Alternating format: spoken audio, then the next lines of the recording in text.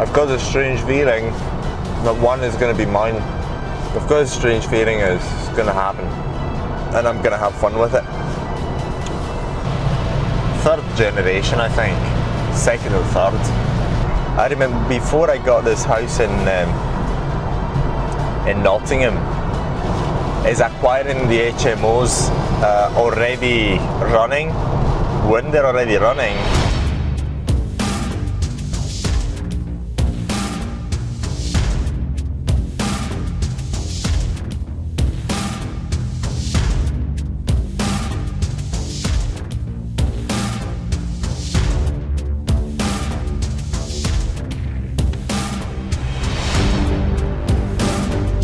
so I'm on my way to these two houses, two 8-9 bedroom houses, 9 lettable. I've got a strange feeling that one is going to be mine. I've got a strange feeling it's going to happen, but we'll see. If it's going to happen, I'm going to be freaking short of cash again. But I'm used to it. Well, not as much, but so I think this deal is really good. So look, the point is, when you get a house for 76 or 80,000 pounds, and it's got 9 lettable rooms and a huge freaking kitchen, and the area is quite central, and you can see that there is a market for rooms. It's quite central, so I'm not saying that it's very close to the train station, but it's quite central to the area.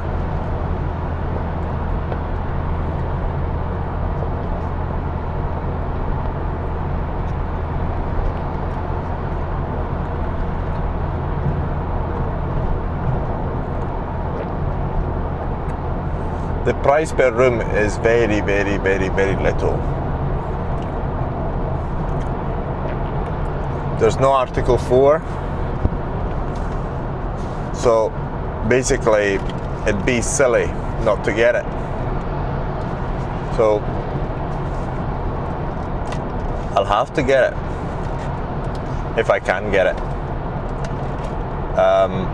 Yeah, that demonstrates there's always deals to be had. But yeah, I've got a strange feeling. The strange feeling says, yeah, that one of these two is going to be mine, and I'm going to have fun with it. And if I get it, even the short-term pain, it's not really going to bother me, because what do you call it?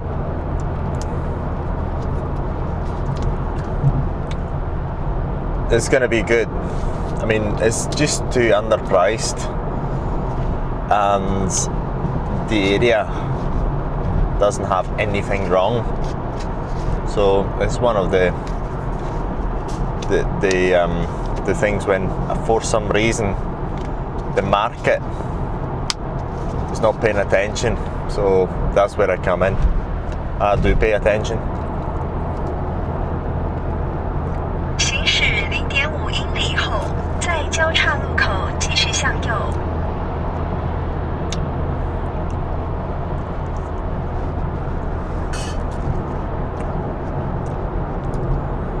So the market doesn't pay attention, but I do pay attention. And the market, oh, bugger. Got a bit of coffee there.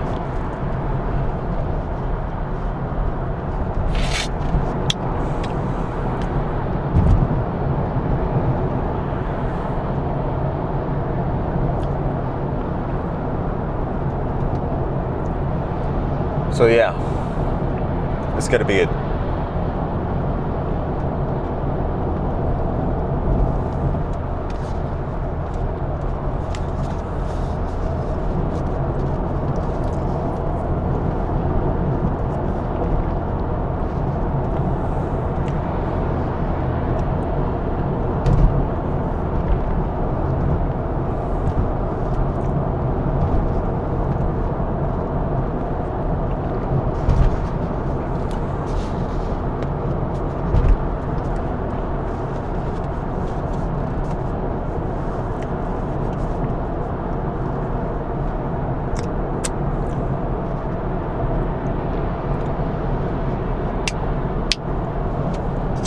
So today I got up very freaking early to go to this place, but obviously I'm very motivated.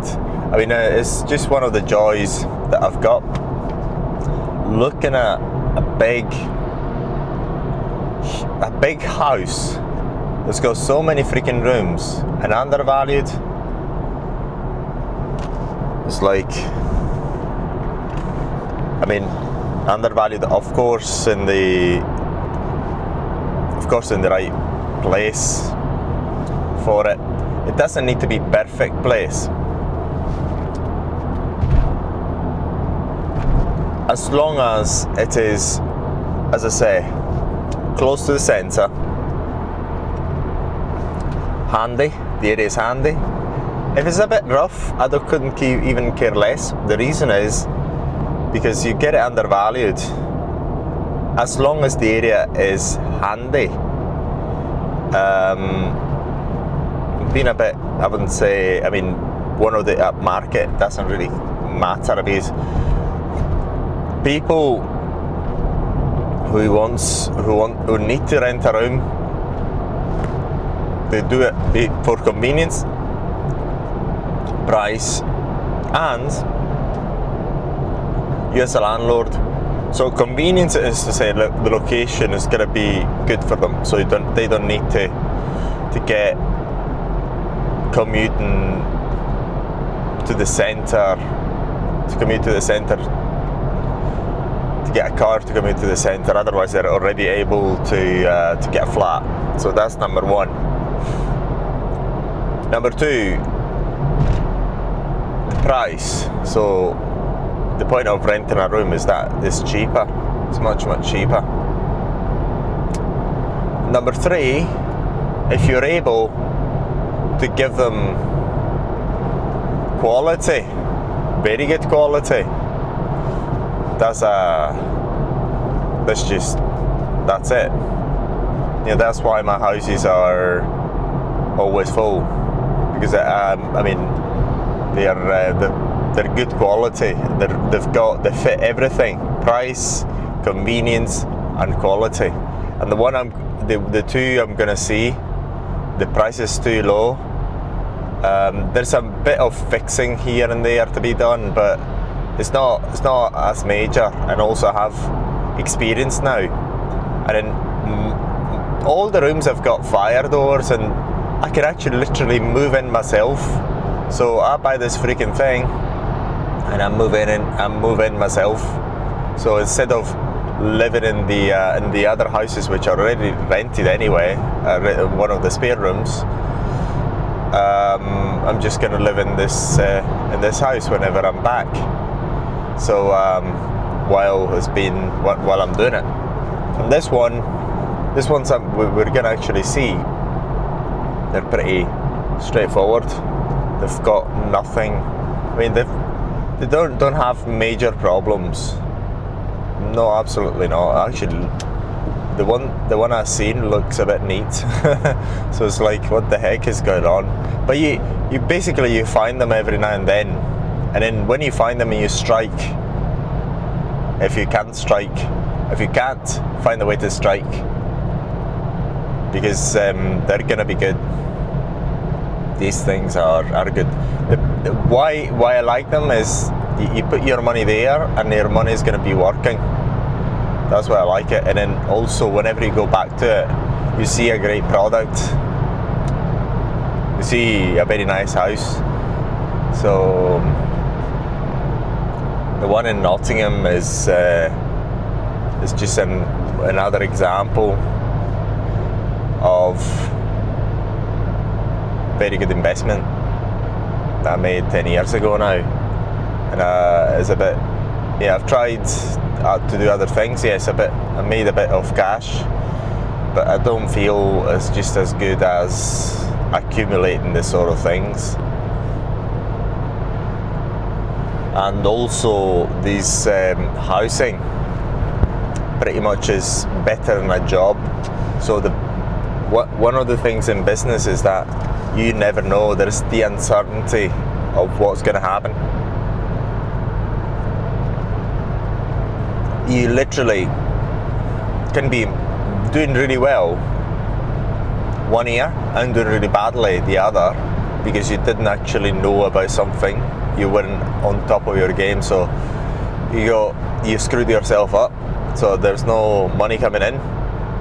But these freaking things are better than any job, and also the business has got this sometimes unpredictability about it. But these houses bought well in an okay location, huge freaking houses which you convert in HMOs. Although I remember when I was doing this house in Nottingham, it's a 9-bed, I was worried about specialising the house. When I say specialising, is I was investing a lot and making it really, really nice to appeal to people who wanted to rent a room. And at the time, in that area, it didn't actually look that good. I mean, there weren't many people renting rooms. And the price was, some prices were very low.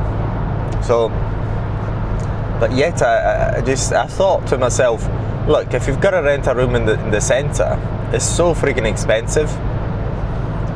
But here we're very, very close to the centre. So if I give them real good quality with steam showers, a great house, they're gonna come. And I was right, and they're coming all the time. So great.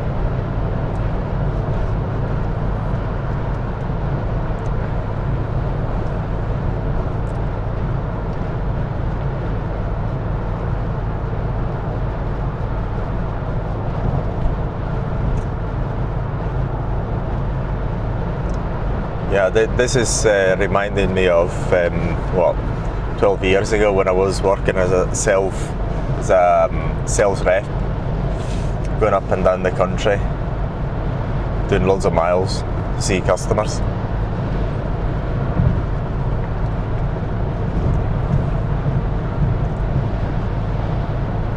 Yeah, very fun job. I mean, in retrospect, what I would do then, what I should have done then,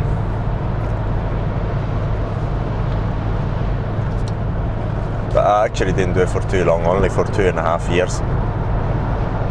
Filmed myself when I was at the premises, the customer's premises, and publish it online, explaining what I was doing. But anyway, that's the past. I can still do it, to be fair. I think it would be successful. But the point is, I don't want to be stuck to a place, so that's why I'm not doing it. Because if I built it here, then I would need to be here. But I want to be in China, I want to be in Japan, I want to be in many places. So yeah. But I've got this thing about houses. I love houses. Big freaking houses where close to the centre. People need a place to live. Stay in my freaking houses. I love it. I love it. I think I'm gonna get a big house now, because it seems to. I remember before I got this house in Nottingham, I had a dream, a sleeping dream while I was sleeping. A dream while I was sleeping. It was just a dream as as an objective, as a goal. No, it was just a real dream. During the REM, the rapid eye movement thing, you know, that was the dream. This is where I had the dream. And the dream was that I bought this derelict house in a great location in the UK. It was really, really, really freaking big, and I was finding more and more and more and more room inside it, and more. And then more. I mean, the room inside. I just kept finding more and more place inside the room inside. More rooms, more apartments, and some of them were very, very nice. I mean, old style, classic, like 1800, with great, beautiful furniture. And I was thinking, where is this place? This place is never ending. It's so big, never ending. I was so pleased. It needed a lot of work, that house. I was very happy. So, and I think I'd had this type of dream lately, so very, very similar, not very similar, just quite similar. So it seems as if my subconscious mind is asking me to get another one, or yeah. I've got something for real estate. I love it. I think it's something that I'm meant to do. It's not just that I don't like this thing about flipping. Flipping is not something I like. I like being a landlord that provides great value. That's what I like. I like that. When I do a refurbishment, I couldn't care less about how much money I spent. I want quality. That's what I want. Quality. Quality, man.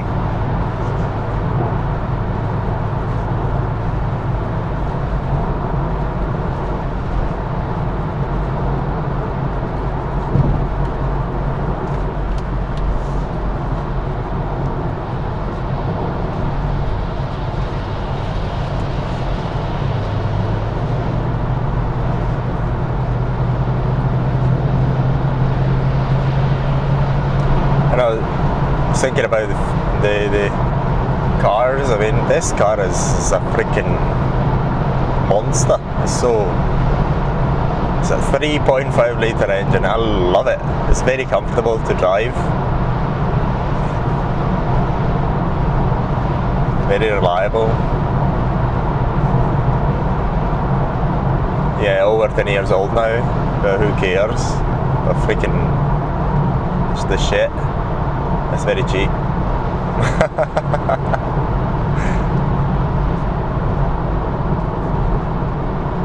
I mean, no, you don't need to spend loads of money in order to have a great life. Think about it. You can buy a car like this, which is actually real fast and real comfortable for nothing. Well, I bought it for very cheap, less than £4,000.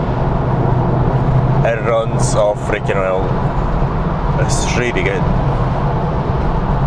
And yeah, second hand, sometimes I have to spend money on it, but if you compare it to a new car, it's much better. It's much cheaper. Much cheaper. Can't compare. And very comfortable. It's not much difference. Just the same thing.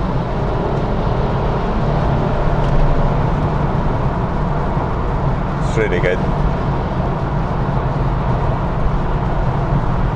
Yeah, I love this, going up and down the country. It's kind of exciting. It's good this is what I like, sales, the rep sales job, sales rep. If you're bored to stay in one place, then you go see some customers or some other business and so on. So get a break, get to see the environment, get to see places. It's kind of exciting. Then if you do too much of it, you get tired. So yeah. The other thing I'm thinking about is I look much younger for my age. I'm freaking 40. The reason is I have got zero stress.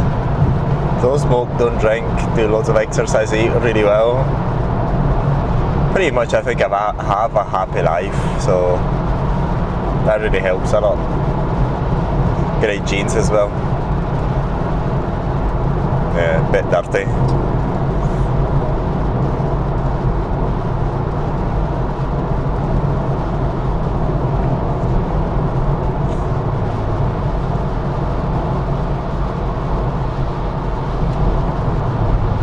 Yeah, it's raining over here, so I'm going to Stockton-on-Tees. It's what, 50 minutes. So I'm going to be there not on time. I'm going to be there earlier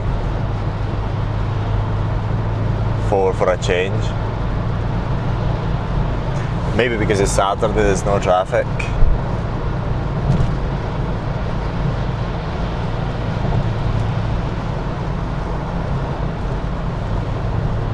So, and then shall go and see other houses as well, just to get a bit of sense of what you can get.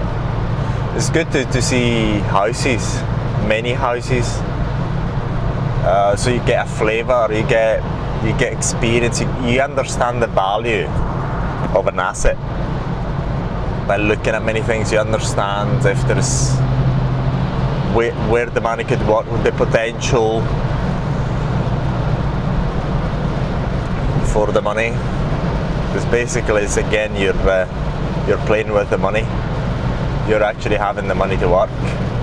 You're taking that cash or other people's cash and you get it to work. That's what you do. And I love it.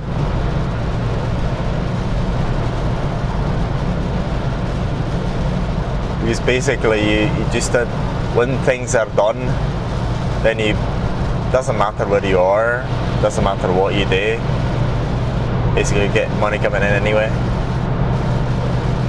You have to do a bit of due diligence. You don't even need to do the maintenance. Maintenance is done by other people. So,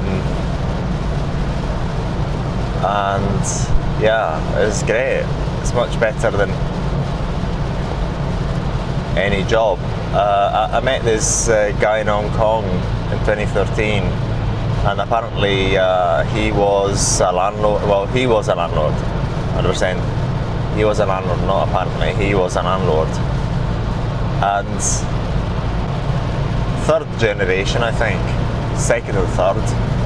Bit old, maybe 60s, 70s, in his 70s. Very nice man. Extremely nice. I mean, it makes you. I think if you make so much money and you have no trouble, you just not, what do you call it? You have no stress. You become nice. Oh, maybe you're nice because then you make money. I don't know. Because you're nice, you make money. I don't know. But I mean, freaking nice guy. Very relaxed, down to earth. But I mean, the guy, I could tell, had so much money. It was amazing. I met him at HSBC Bank. He was opening a bank account for an unlimited company. Unlimited. It had some tax incentives. I don't know what exactly it was in Hong Kong. And he was saying to me that he just bought a shopping centre in London. Can't remember. I think Covent Garden or something. And I thought, freaking hell, the guy's got a freaking super duper millionaire. And he said to me, I said what I was doing, I told him what I was doing. I said, well, I've got a tenant here, he's a doctor, let's go see him. And while we went, he took me there to see him, he said to me, look, doctors study a lot, but what I do trumps them, trumps any doctor's job.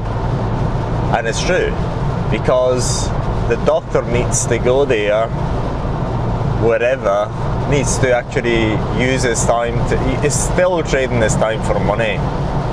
But when you go into real estate, you don't trade your time for money. You make money work for you. So an Audi there undertook me. So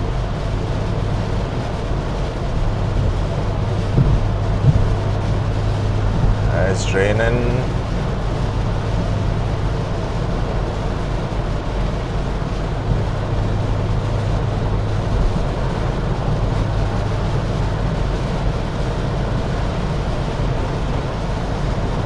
And it's true. It is very, very true. I mean, you put your money there as long as you invest wisely.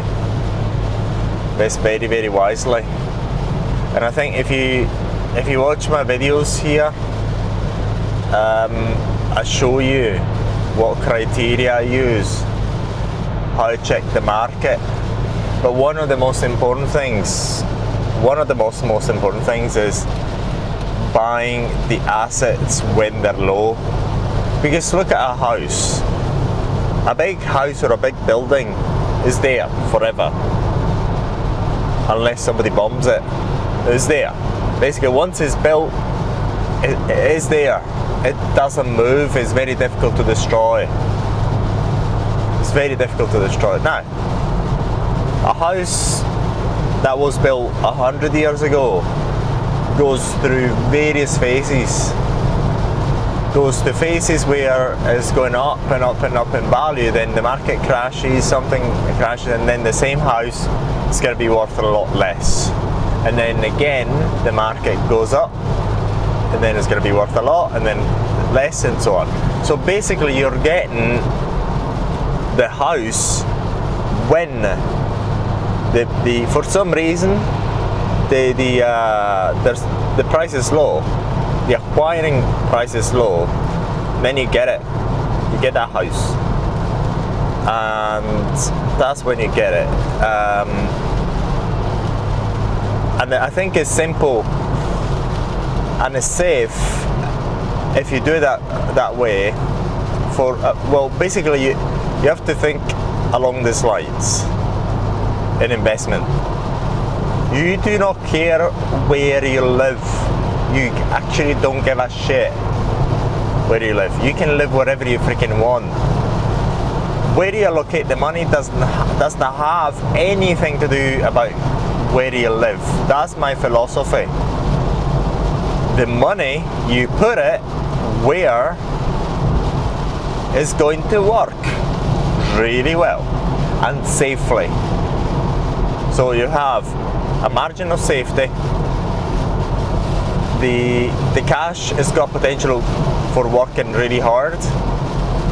When I say margin of safety, if things go belly up, you can still get out, maybe made a bit of money or haven't lost much. You should be happy with that. But it's got to have a potential for earning well and forever. Forever, I mean it. So I'm going to run you through right now how you can actually sort of work it that way. So the way I do it is, if you've seen the way I search houses, I don't care where they are. I put on the search instructions, on the search criteria, the maximum price, the maximum number of rooms, and then I look. And then I look at all of them. So I'm looking at the cheapest ones, obviously, and amongst the cheapest ones, I go and look at those ones that are the largest, and they're close to the center of any city center. If they are in the middle of nowhere, I'm just not going to go there. Very simple. I'm just not going to go there. So I don't care where they are in the country. It could be anywhere. As long as when I go there, I get good feeling about the area or the prospects of the area. There's nothing wrong. I check the market for rooms. Obviously the price for the house is low, so there is a lot of margin on the rent. There's a lot of margin on the rent, and then the price, so I can rent the rooms for a cheap price if needed be. If the market crashes, we see when the market crashes, these big houses are really good because people need a cheap place where to live. People will always have the necessity of living somewhere. So why these HMOs are very, very good anyway? Because if you get them close to a city centre, even when the market crashes, and especially when the market crashes, you're going to have a higher demand. Because people are looking for a cheap place to stay. Basically, you have the cheap place where they can stay, and there is a bit luxury. So you've got a cheap place, which is luxury. So basically, your house is always going to be rented out. The most common mistake that people make in these things, especially in HMO, is acquiring the HMOs already running. When they're already running, they charge you an arm and a leg for it. So this is when you don't get in. But for any chance you've got an HMO running HMO and they charge nothing for it, they just give it away, you buy it. But it's very rare, I've never seen it. So normally what I've seen myself is when it's not running for some reason, repossession, or the guy, whoever owns it, never thought of it, then you go get it. The house in Lincoln I got, it was owned by Rick. Rick still stays around the corner. I mean, to where the house is, still stays there. It's a very nice chap. I think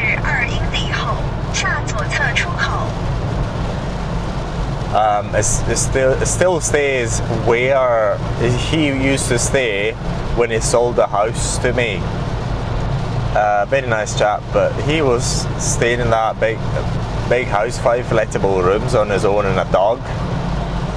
I don't know why he bought it in the first place, but it took on a lot of debt. He sold it because he had too much debt, so he wanted to sell it so that he could be debt free. He passed on the debt to me. I didn't know, because that was very cheap anyway.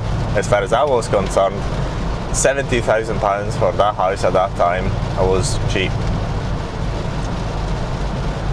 So I bought it happily, refurbished it really quickly. Didn't take me long. I think 2 to 3 months, and it was done. I think I got in July, I think. By the end of August, by September already people moved in. Only had one room left. So very good that it was.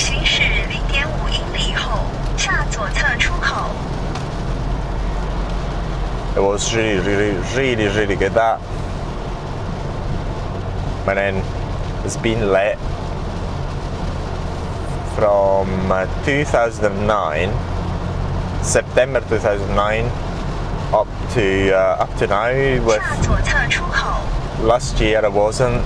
I mean, part of last year I wasn't because because I started the refurbishment, everyone moved out. So thank you for watching this video, and if you'd like to invest with us in this sort of projects, we'll give you 6 to 10% return on your money. So if you have cash and you want it to work hard for you, invest with us. Invest with Areton and Andreas Investments Limited in this type of projects. So we'll give you between 6 and 10% on your money. For more information, get in touch with us.